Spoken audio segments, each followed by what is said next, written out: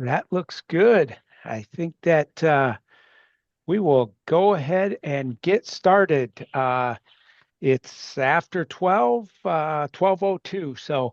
And it's Wednesday, and it's time for the Iowa Learning Farms Conservation Webinar. And so I'm Matt Helmers with Iowa State University, excited to be able to host today. And I think we got a really interesting, important uh, webinar today, an important conversation. Today we have Dr. Rob Malone, Dr. Tom Richard, Dr. Sabrina Ruis with us, and Brian Sievers, that's a farmer from Eastern Iowa. They're going to talk to us today about winter rye energy crops, biomass, forage, energy, nitrogen loads, economic soil quality, etc. It's like everything under the sun.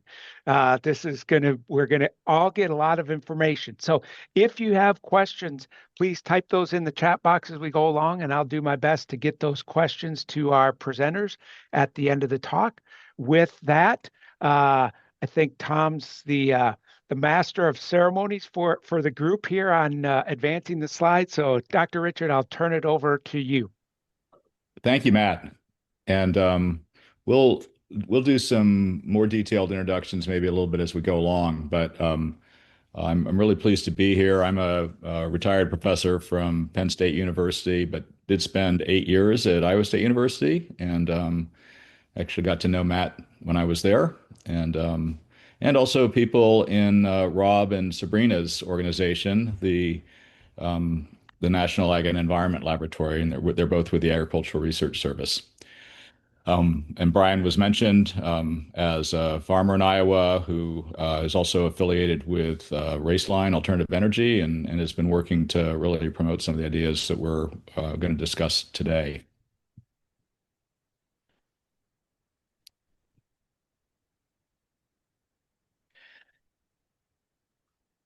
So this is just a reset of the title slide. I'll skip this. I'm going to start with a little bit of background. So we're going to use the term winter rye today, but this is a plant that many of you would know as cereal rye. It's the grain rye, traditionally used as an animal feed and for making bread, rye bread, for making alcohol, rye whiskey. And over the recent decades, it's been really used quite a bit as a cover crop to prevent soil erosion and to capture some extra nutrients from the prior summer crop and improve water quality. And there's a lot known about it in that particular application.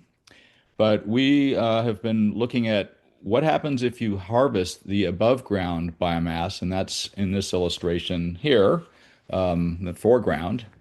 And I'll go through a handful of studies that we've been involved with. I'll start some, and then Rob and will continue. And it turns out that there's quite a bit of interest in this, and Brian can talk about that. And so once we got sort of the background information worked out, that we said, oh, this isn't just some crazy idea. This might have legs. Then Rob had jumped in with both feet and taken on some extensive research at the National Ag and Environment Lab in Iowa. And Sabrina had just recently joined that lab, but she'd previously been doing this research in her prior position. So we're going to try to give you a lot of background. And I want to start out by saying that one of the things we're going to be doing here is it's a different application, but it's the same plant. But there's a lot of, I guess, assumptions, and we think there are myths that are in people's minds when they hear us talk about harvesting this crop. For example, if it's called a cover crop and you take the above ground biomass off of the soil, then it's no longer covering the soil, and we've got bare dirt for potentially a few weeks in the spring. And what happens to that? Do we lose some of the value? So anyway, we're going to be touching on some of those issues that we've heard from farmers and also conservationists and environmental groups about some of the concerns with this particular application. But just to kind of recap, and this is again work out of the National Ag and Environment Lab, Agricultural Research Service studies over many, many decades. But here we've got three or four studies highlighted over the last couple of decades about how do you reduce nitrate loss in soil and nitrate leaching into the tile-drained Midwestern soils and how effective are cover crops in that, and can they be combined with other types of water quality protection measures?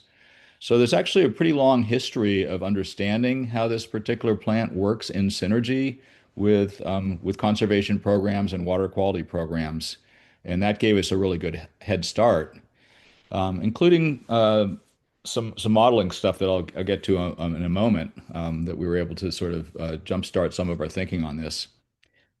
Um, we did a study back in 2015 looking at, well, what if we did harvest that above ground biomass? And we had a research plot at Penn State where we were harvesting, and we decided we'd harvest over the potential harvest season in the spring.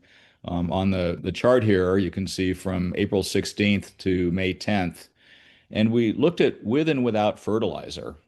And this will be important because, again, one of those sort of myths or assumptions is you shouldn't fertilize a cover crop because if one of its functions is to soak up some of the extra nutrients from the previous summer annual crop, corn, for example, then if you add fertilizer, you're just loading up more nitrogen and you're going to have worse water quality problems. But as most of you know, if you don't fertilize a plant, it doesn't grow as well. And if we're actually looking at new markets for this material in bioenergy or elsewhere, then there is an impact of that fertilizer, and we need to understand that. So anyway, this is just some studies there, and actually, interestingly, we had a really good year for the zero nitrogen treatment that year in that location. So we got pretty high yields in both cases. Although as we extended in the growing season, some very interesting things happened. Um, so so this is a revenue chart, how much money we're making from selling the products. And in this particular application, we took the rye, that green grass, oftentimes also used as a forage for dairy animals in the summer, and we made some cellulosic ethanol out of it, out of the stalks. And then we had a residue, a fermentation residue, and we'll talk a bit more about digestate as a residue from anaerobic digestion that was high protein. And the pink here is the protein. And as you can see, the protein concentration and the protein value was actually highest at the beginning of the season in April 16th, our first harvest, and that dropped over time. Interestingly, the ethanol value also dropped over time, and that's something that any ruminant nutritionist could have told us, which is that the digestibility of this grass actually decreases as the grass matures, as it flowers, so it reaches boot stage and flowers and then starts to set seed. And so we didn't actually produce as much ethanol, even though we had more yield. And again, we'll see more and more charts about that later. But even at that sort of maximum biomass yield, we were getting upwards of $150 per ton of revenue, and maybe as much as twice that for in the early season harvest, although there's a lot fewer tons. But in that late season harvest, and Rob will talk more about this, we're typically talking 4, 5, sometimes 6 tons per acre. So it's not a small amount of money that's adding up. We then worked with Gary Feiereisen and some of his colleagues up in Minnesota to look at what was the potential for this for growing this crop across the U.S. corn soybean belt. And there, Gary's been working for many years along with John Baker on a model that predicts the crop yields. And so we were able to then look at some experimental data and apply that nationally. And we estimated that there was a potential harvest of this kind of biomass from corn soybean acres in the US of about 170 million tons.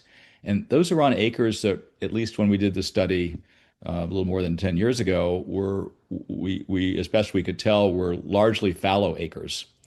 So in the winter there was bare soil, and so we'd be getting some additional benefit, significant additional cover crop benefit in that application. And and there was here's on the right side a map of the yield intent sort of quantities in different regions. You can see very high re yield regions across much of Iowa, much of Illinois, Indiana, Ohio. I'm always proud to say that Southeast Pennsylvania is not too shabby for some of these winter crops, and also grows a lot of corn. So these are some areas to target. We developed some yield maps. On the left is kind of a conceptual illustration. This was developed by Andy Heggensteller, who was a grad student at Iowa State University. Just kind of showing the concept here where a primary crop, say corn or soybeans in the summer, is growing in that season where there's a lot of daylight and a lot of warmth. But in the early part of the summer, there's not very much growth and there's not much sunlight being captured. And that's where these winter crops can really show an advantage. It's been a month now since we had the spring equinox, and we've now got a lot of sunlight, but we don't have too much warmth. So a cool season crop like cereal rye can do very well this time of year. So these are all sort of places that we'd gotten to, and Brian Sievers is going to take over now and talk about sort of how he's thought about this for commercial operations. So Brian, please take it away. Thank you, Tom, and thank you to the Iowa Learning Farms for this opportunity to talk a little bit about how we're integrating winter hardy cover crops like cereal rye into our farming operations. Our focus has been on sustainability, and the way in which we've approached sustainability in our farming operation, we have two 1,200 head beef cattle confinement buildings. We have an anaerobic digester where we digest the beef cattle manure, and then have also added a third digester. You can see that in the picture. It's kind of in the lower right. That is a lagoon style digester. And the reason we added that is we needed additional capacity to process the additional feedstocks we were going to add from the cereal rye cover crops. So our model now is going to switch from feeding just beef cattle manure. We've also done some industrial food waste from things like PB Liner in Davenport, West Liberty Foods, even ADM over the years. But we think there's a better model for us to integrate cover crops and even some prairie biomass into our digesters as a way to improve the sustainability of our operations, but also to produce more biogas, because cereal rye, when you chop it into, and I'm talking about the entire plant, we harvest that in the spring as a silage. We stockpile it just like you would any silage pile. We cover it, and then we feed that on a daily basis to our digesters, just like you would any other ruminant animal, because that's basically what these digesters are, is big rumens. So what we've noticed thus far, and we're just in the early stages of this, is that increased gas production, of course. And it's also a great way to help balance a diet. So digesters, just like any ruminant animal, you have to have a balanced ration or diet for that digester. And beef cattle manure is a great feedstock for digesters, but adding some cereal rye cover crops and the sugar that it contains is also a great way to produce additional biogas, but also then the material that comes out of those digesters, because for every pound of dry matter that we put into the digesters, we're getting about 0.99 pounds back out of material that we can take to our fields and use as our primary fertilizer source, because all of that digestate, that's what the material is called, or that it's referred to, is rich in nitrogen, phosphorus, potassium, sulfur, and also organic matter. So as we take that material back to our farms and use it as our primary fertilizer source, we use very little synthetic fertilizers. We use a little bit of liquid nitrogen with our herbicide to improve the efficacy and effectiveness of our herbicide program. But in the future, we'll be looking at ways to actually take our digestate, the liquid fraction of our digestate, and actually remove some of the nutrients and be able to utilize those specifically or individually. So we're really excited about evaluating the potential for nutrient enhancement technologies with our digesters that'll allow us to even more precisely apply the right nutrients in the right place at the right time going forward. But what that's done, we just released a peer-reviewed paper Dr. Lisa Schulte-Moore, Dr. Fernando Miguez, Dr. Sebastian Villarino at Iowa State, and along with my wife and I, imagine that, are now authors of a peer-reviewed paper that demonstrate the effectiveness of using this digestate on our farm fields as our primary fertilizer source or soil amendment, and the impact that we've seen on soil organic carbon matter. We've seen a minimum of, and conservatively estimated now, a 1% increase in our organic matter contents in a 10-year period. We've been able to operate our digesters since 2013, so we've been able to accumulate all of the soil test data, the amount of material we've been putting on those fields over that period, and have been able to document that improvement in our soil health or soil organic carbon content. So it really is a way that our family can focus on the circular bioeconomy that comes with feeding livestock, and that's what leads us to this next slide, where we talk about how circular in nature these systems can be. Basically, we're taking the waste products from one end of our operation and using that as a feedstock into the next end. And then, for example, the corn that we produce goes into our cattle, or the silage that we produce goes into our cattle as feedstocks. The manure that comes out of those cattle goes into our digesters. Now we'll be integrating biomass from cover crops and even some prairie. As that material digests, we recover the digestate and use that as our fertilizer sources for the crops in the next year. So that's the circular fashion, and that's basically what this slide tries to illustrate. I'll give credit to Dr. Lisa Schulte-Moore for developing this circular approach to how we run our farming operation, and it really represents the transition that we've seen in modern production agriculture when we started using lots of synthetic fertilizers back in the 40s, 50s, before my time, to a point now where we know that synthetic fertilizers can't provide organic matter, but we know that animal manures and even digestate from that animal manure or other organic feedstocks can produce organic matter that we can return to those fields. That helps drive the benefits that we're seeing. And, there's a whole nother session on how I think we can probably demonstrate the benefits to the soil health, the water quality, the air quality from this circular approach, and where anaerobic digestion and the use of cover crops and livestock manure is right at the center of that model. So I'll stop there, Tom. Thank you, Brian. So using some of the commercial goals that Brian and his colleagues have come up with, we've done an analysis looking at about 120 million tons, not the 170 million tons that we think is possible, but a good 2/3 of that. And how much impact can we have on the carbon fluxes? And Brian mentioned that digestate. If we get that back into the soil using the data that he has, and the soil carbon accumulations that have been measured on his farm, there is a huge carbon benefit. That's the top brown part of the bar chart on the right. And the left green bar is actually the dry matter of carbon captured by the plants. So we're not only conserving that carbon, and also producing energy products out of it, as I'll talk about in a minute, but we're stimulating additional carbon accumulation in the soil. So, this is not a 1-for-1. It's pretty much a 2-for-1 gain in terms of this using the circular economy approach for carbon recycling. Some of the other things over on the right side, we've got potential for the biogas if it's separated into renewable natural gas or methane and carbon dioxide to sequester the carbon dioxide part of it. That's the darker gray bar right below the soil carbon brown. And then we have the digestate, which could have other things go to it, and I'll maybe talk more about that or in the question time. But we can make biochar out of that, for example.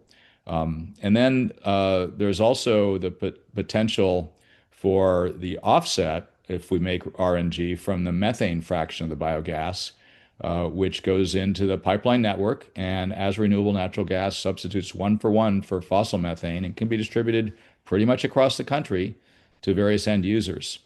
Now there's some carbon used up to run the system. The biggest are the inputs in terms of fertilizer and equipment to grow the rye, a sliver on the digester itself for its energy requirement, and also some nitrous oxide impact from fertilizers that would be used in the field. But the net benefits are in the diamond up here are really substantial and far greater than we would have anticipated. I will draw your attention to the red at the very bottom of that bar chart, and that would be fugitive methane emissions. And one of the things that's really important about a renewable natural gas system is to drive those down to zero or as close as possible, because that's a pretty potent impact gas. Well, that digestate, actually, although Brian's been directly applying it to his farmland, it might be used in a different way. And one of the things that we started to explore when we did some chemical analysis of it is whether that digestate might actually work as a ruminant food. Now, remind you, we're thinking about this as a rye-only digester, or rye perhaps an other plant material like the prairie biomass that Brian mentioned. So it would not have manure going into it. We wouldn't be recycling manure into livestock as a feed, but we would be taking the plant material, and the digestion process is not totally different from a silage process. So it's got some advantages. We've extracted the energy, but it's still got all of the protein value. The remaining carbohydrates are there. There's good fiber for the animals. And when we analyze this and put it into a nutritional ruminant nutrition model, the value of this material, and this is the blue cross, is a little bit hard to see, but between the yellow, which is wheat straw, and the green, which is soybean meal, and even some of them pushing up towards the alfalfa hay value, they're kind of in the same range and worth somewhere between $200 and $250 a ton, which is pretty impressive for a waste material, right? So, so this is another way of sort of illustrating the circular economy concept, but with that particular addition. We grow the cereal rye, the winter rye in the field. We get some fantastic soil carbon sequestration there, feed it into a digester, produce the gas, both the methane and the carbon dioxide, separate that and produce the renewable natural gas and the CO2 that can be sequestered. And then feed that digestate to ruminants, run a separate manure digester for their waste products, and then use that as a recycled material back to the soil to get that soil carbon synergy that Brian was explaining earlier. So a slightly bigger circle, getting the animals more explicitly into the circle with the cereal rye, and as a result, making a lot more money than would otherwise have been possible. So on the right, or in the center of this particular slide, are those same components that I mentioned before. Some of them there are carbon reduction or substitutions for various fossil energy carbon emissions, and then the carbon removal, which is the long-term sequestration. And the revenue, if we look at that cereal rye as fresh and siled material, is not trivial. But when we do all these other value-added options to it, we see that the revenue just really skyrockets. And the biggest component of that revenue, bigger than the renewable natural gas, bigger than the sequestrable carbon, and bigger than the soil carbon at current prices on the market for soil carbon sequestration in soils, the biggest component is that digestate as a feed value. So our next steps, or one of my next steps, is to work on some actual animal feeding trials to see how that works in the field. All right, so I'm going to turn it over now to Rob, and he'll go through some slides, and then when he's done, we'll shift to Sabrina. And Rob, did you want to say a few more words about yourself? Oh, I've been in Ames at the National Lab for Ag and the Environment since about 2001, and got to work on this with all the good work that Tom did, showing there was some value to this. I'm going to go through these really quick because I definitely want Sabrina's to talk about some of the soil work. Tom and Brian have already kind of introduced some of this with the bioenergy, but because of all this good work, we did study, and Tom, you can go to the next slide there. quick modeling study. We had a calibrated model, and we said, well, what if we harvest it? How will it affect the nitrate loss and drainage? And it was actually positive. If you harvest, it makes sense. There's a lot of nitrogen in that rye above ground matter, so it reduced the end loss and drainage even more. And we had positive, like back of the envelope, producer revenue and energy. Next slide there, Tom. Yeah, and because of the modeling study that showed positive results and some of the other work of Tom and others that showed positive, good results, we did a field study, and we had some different fertilizer rates and some different planting rates or planting types for the rye. It turned out that the fertilization, putting some N down early in the spring, was helpful here in central Iowa, and we got more biomass. Tom, and also we did some cost analysis and looked at the planting and harvesting cost. A little over $100 a metric ton. Sent a sample of that rye to Tom's group in Penn State, and they did some revenue estimates, did some analysis on it. It came up to about $400 per ton. So next slide there, Tom. And just a look again at the rye in the field. Tom showed this in one of his earlier slides. You have an awful lot of biomass out there. This is mid-May in 2019. It was like a perfect year for rye in central Iowa. So next slide there, Tom. And you can see on the fertilized, that top picture is the no fertilizer. The next picture down is the fertilized, and I'm as colorblind as they come, but I can see a difference in that. The biomass was always also higher in the fertilized rye, and so we had a significant fertilizer effect. Next slide there, Tom. And then we added a seeding rate trial where we're doing that even currently, where we had a couple 20, 40, and 60 kilograms of rye seed that we used. It's pretty visible.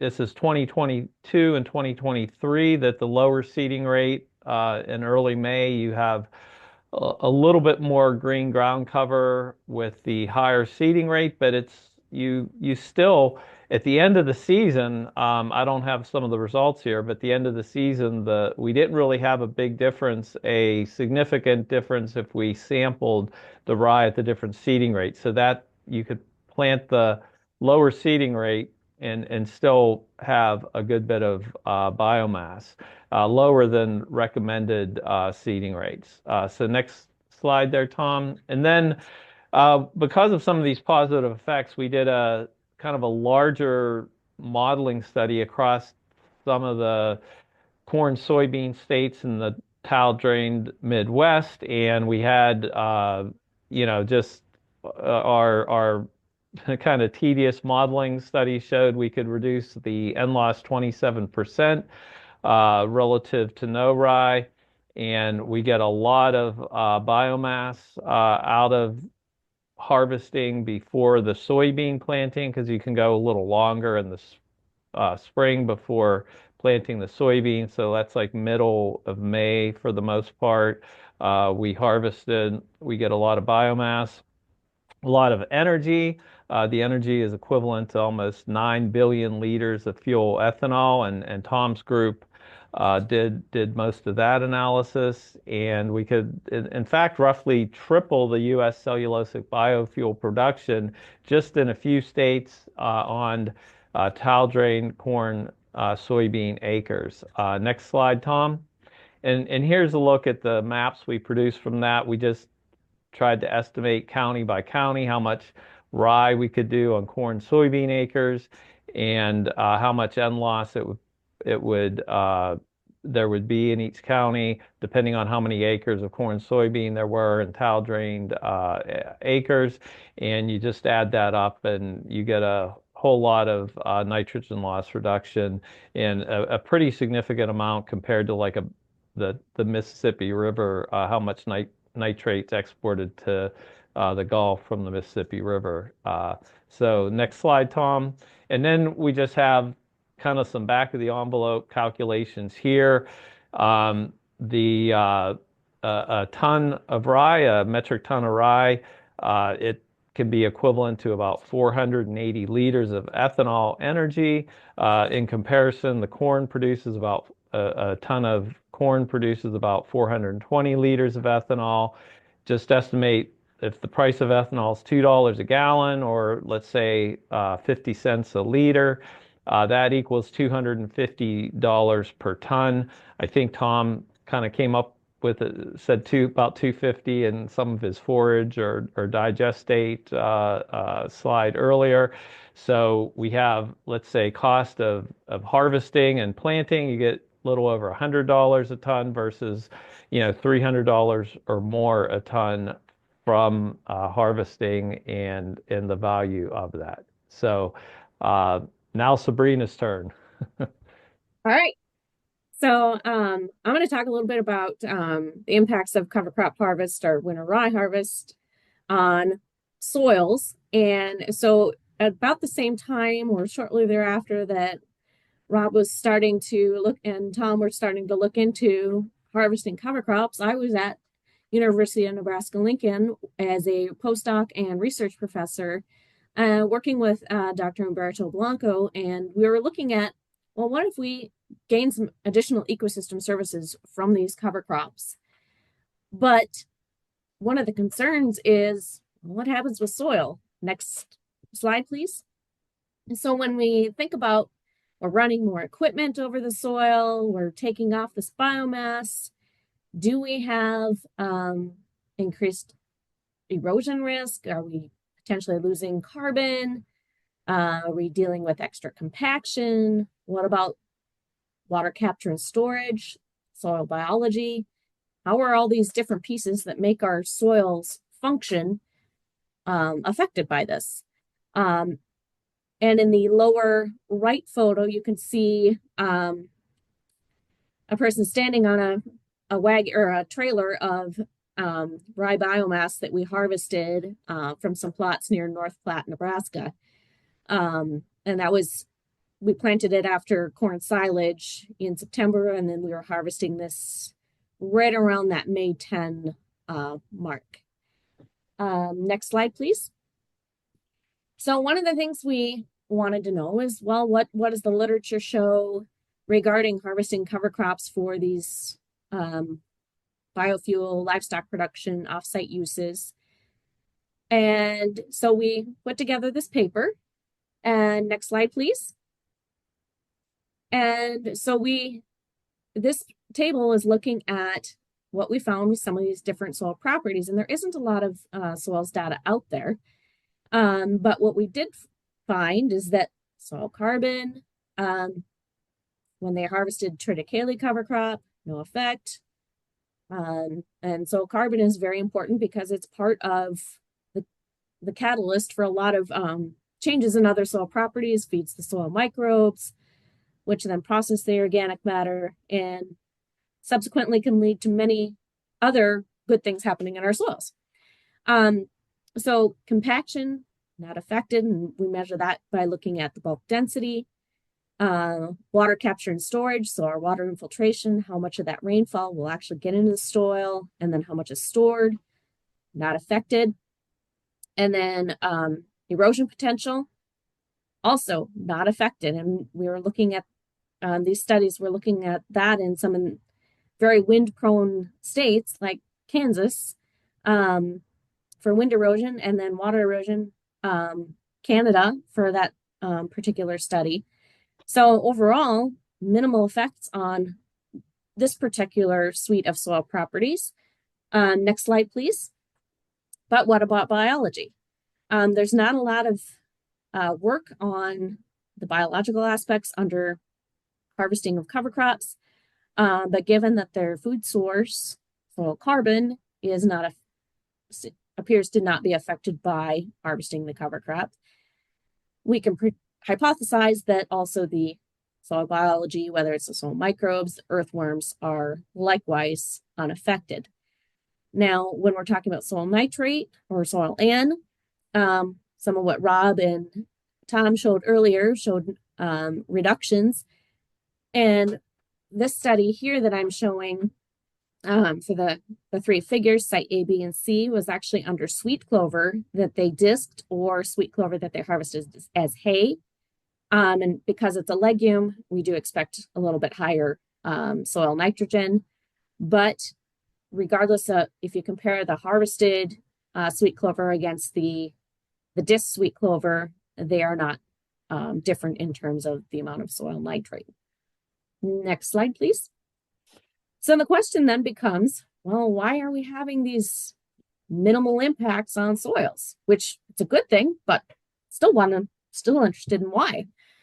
First answer is roots. Roots are a huge component of soil health. They enmesh and anchor the soil.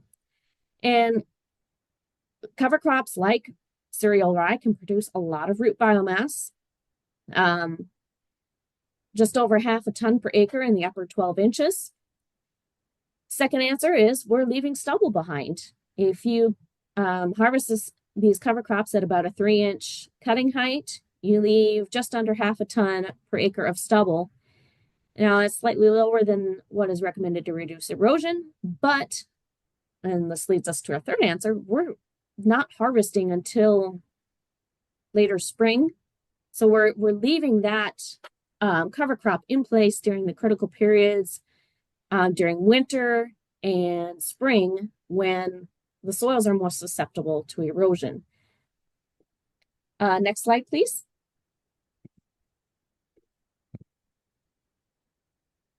So there are some considerations and additional research questions. What is the best cutting height? That can vary by soil type and topography. Some sloping soils might need a higher cutting height to help prevent erosion risk. Sandy and low carbon soils might need a higher cutting height to maintain those carbon inputs at a sufficient level that'll at least maintain our soil properties. And it's also going to depend on the equipment and when you're cutting. If you want to make sure your soil's not wet, otherwise you're going to have greater risk of compaction. And then a lot of the studies that we reviewed in the review manuscript that I mentioned, they were short term, generally 5 years or less. So we really want to understand what are the long-term impacts to these soils. Do negative impacts start showing up down the line, or are we still maintaining those soil properties after 10 years? Next slide.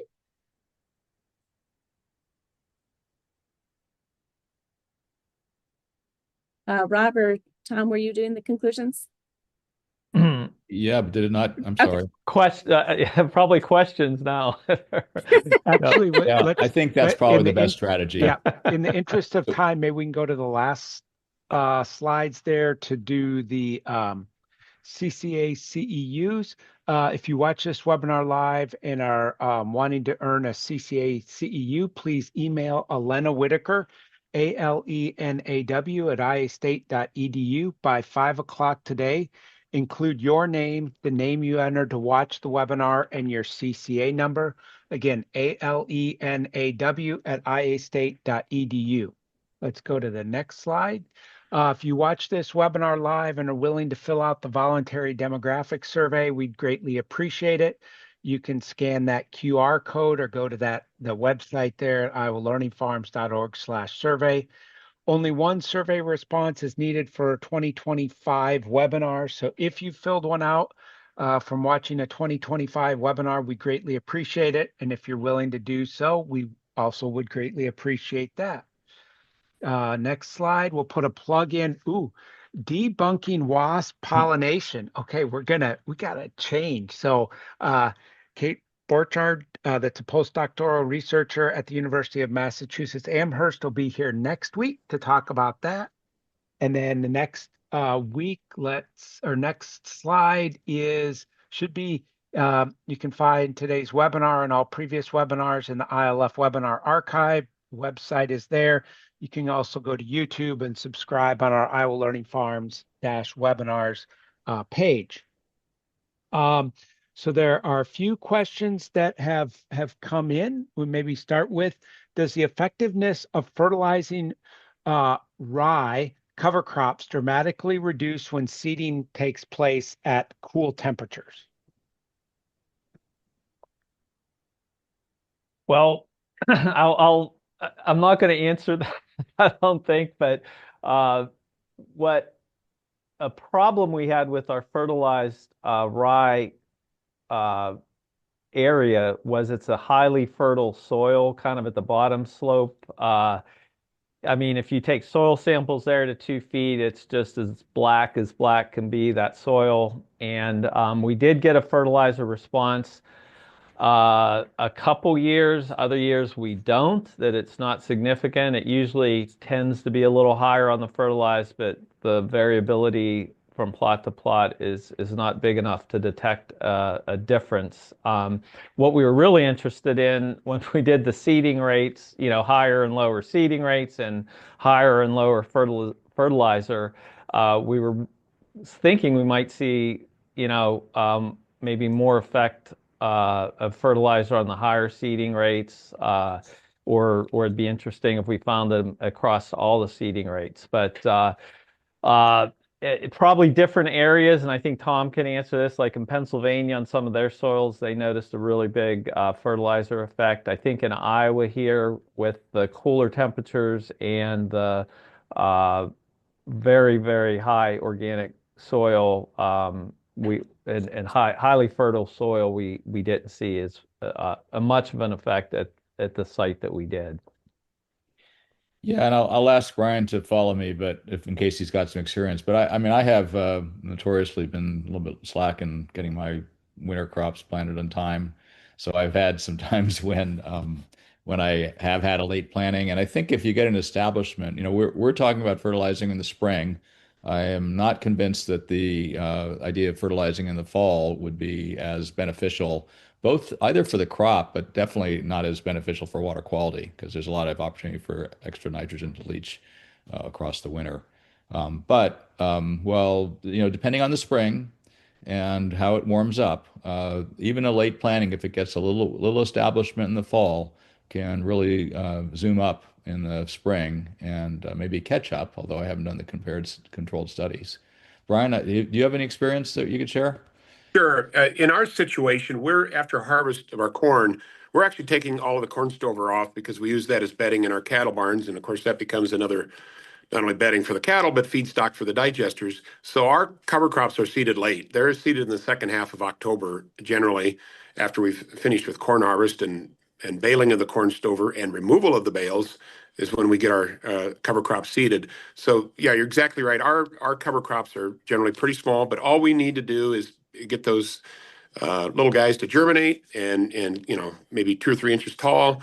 Because in the spring, I can't say with 100% certainty, but it really seems like it just catches up, no matter what stage of growth they were in once once winter rolled in and that kind of that dormant period set in. So I'm not really too concerned about the later seeding into colder soils. As long as those plants germinate and start to grow, that's all that matters to us. Okay. The next question is, how do the cover crops influence the cash crop biomass if our cash crop yields? If we're delaying that soybean planting, I think that in Iowa at least a 0.62% yield loss per day post May 20 planting, and so some of these years we may be delaying that planting of soybeans. So I guess what have you seen in the research work, and was that factored into the economic analysis? Yeah, yes, we did factor that in. We had a small soybean yield reduction, and I think it was 0.6. What was it? Point six. Anyhow, it was maybe 20%, as I recall, the reduction in soybean. But if you looked at the price of the rye biomass, it kind of still came out positive. Now we did have last year or the year before a big reduction because we think it was dried the soil out a little more and had a little bit, more water stress. That is a problem. But yeah, we usually were harvesting the rye kind of that May 20th and then planting the soybean right after. But yeah, you got to watch out on the drier years, I think. If I could just maybe add a few comments from our own practical experience. So that's the target date for us as well, Rob, is that May 20th. We like to have our cereal rye chopped and off the field by then so we can get our soybeans planted on around May 20th. Now, it doesn't always work out that way. 2 years ago, like you mentioned, we were a little bit later in getting those planted. It was closer to Memorial Day. And then we didn't get rain for 30 days. And so that did impact our soybean yields that year. Last year, we didn't see much, if any, yield reduction in our soybeans. And we were a little bit after May 20th as well. The challenge we've run into is that when we're integrating cereal rye as a biomass feedstock for our digesters, in order to be eligible for the renewable fuel standard and the D3 RINs that are associated with the cereal rye that we've actually submitted a pathway petition to the EPA to have established, is that we will have to make sure we harvest that at a stage when it's at least 75% cellulosic. That's the requirement under the renewable fuel standard. And so that means you have to wait until you're about early soft dough stage. And as you recall the slide that was shown earlier, the longer you wait to harvest, the less digestibility there is in that plant. You want to harvest it earlier for the higher digestible components, the more sugar that you'll have in the plant. So, there's where a regulatory roadblock actually impacts our potential to, have harvested cereal rye earlier in the season, which is what we really are after, and little to no impact on our rotational yields of soybeans. So one of the things, that's why you see me dressed up like this today. I've been spending a lot of time in Washington, D.C., working with the EPA to try to get them to understand that when it comes to cereal rye cover crops, the important benefits that have been provided and received from this practice have already been earned just by establishing that crop, maybe growing that crop, maybe adding a small amount of nitrogen fertilizer early in the spring, and then harvesting that crop when it's the right time for the producer. Get that crop off the field so you can get your rotational crop planted right away. And so the digester doesn't really care about what the cellulosic content is. That's an old standard that was put in back in the days when cellulosic ethanol was first established. I don't even want to go down that road as to why that was established and how it was established. Suffices to say there wasn't a lot of science to support it. It was more of a legal decision by the EPA. So we're going to hopefully work to maybe lower that 75% cellulosic threshold in the future so that it doesn't become a hindrance to our rotational crop yields and this circular approach to utilizing cover crops in anaerobic digesters and renewable natural gas production. Okay, let's move on. Any idea on the economics of using rye silage to produce beef and then manure for digesters? Hey, that works equally as well, too. That absolutely is a great model. And that's where, just implementing the practice of cover crops gives you options. And I've certainly fed our cereal rye silage to beef cattle in our feedlot as well. Okay. But I'll just add that, it's interesting that we here in Pennsylvania, a lot of dairies are feeding winter rye silage to their cows. Mhm. And yes, that's why the prices that I was showing for the rye unprocessed were so high. But the processing and the value add of putting it into the circular economy framework can beat that by a factor of 2 or maybe 3. So it is valuable, but it may be more valuable, especially if you can find a way for that digestate to be used in the diet. Okay. Maybe here one for Sabrina. If leaving rye unharvested doesn't improve soil health, why does applying rye digestate improve the soil health? So a rye cover crop can improve soil health, but it depends on the amount of biomass. The more biomass in general, the more likely you're going to see improvements in soil health. It also will depend on your soil. The soils that are really fertile, like some of the ones we have here in Iowa, it's much harder to move that needle and see improvements in soil health.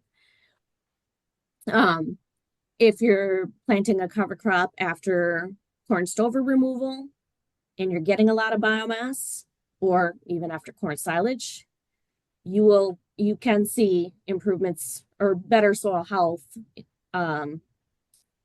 with the cover crop than without. So regarding the putting the digestate on, that's going to be because you're changing the C/N ratios by digesting it, and then you're putting it back on.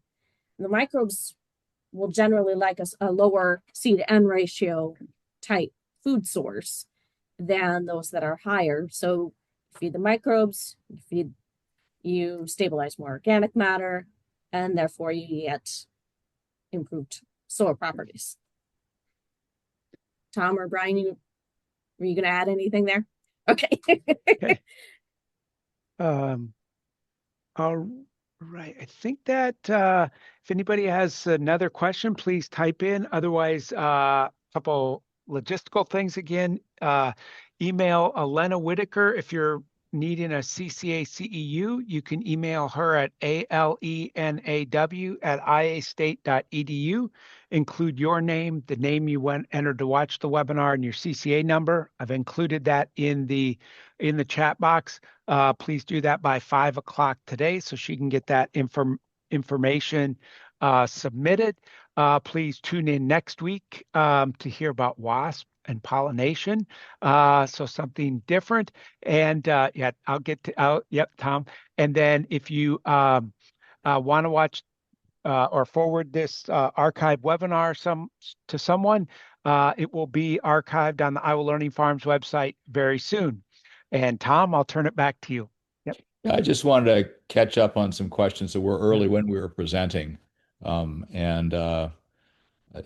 of them was about was the rye we're talking about digesting the cereal or the biomass stock, and we were talking about the whole plant. I think Brian might have answered that already for you, but I just wanted to make sure that was clear. Yep. And that is a little bit different, and that actually helps with another question, which was about what about that ethanol concept? We were using lab scale, not commercial scale, because it's not very common commercial, but lab scale cellulosic ethanol technology. So it was the whole plant.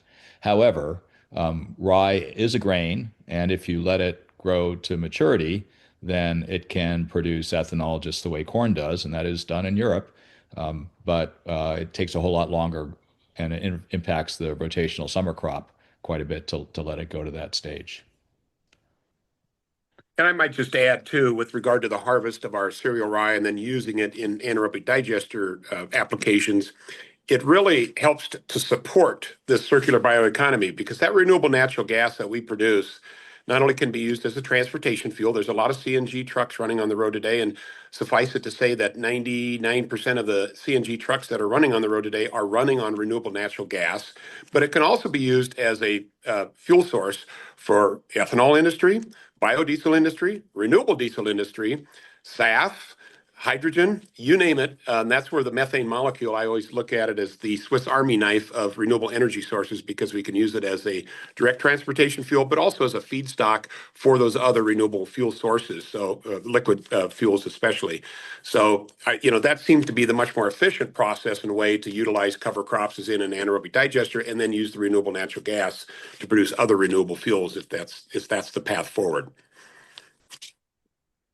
One thing we maybe haven't talked about that we're probably decreasing with the use with harvesting that cover crop is maybe many farmers are interested in weed suppression benefits of cover crops, and removing that, we may reduce some of the weed suppression benefits, because that's really tied, at least from Megan Anderson's presentation, really tied to how much biomass we have there to kind of serve as residue for that during that summer period, especially for soybeans with water hemp and others.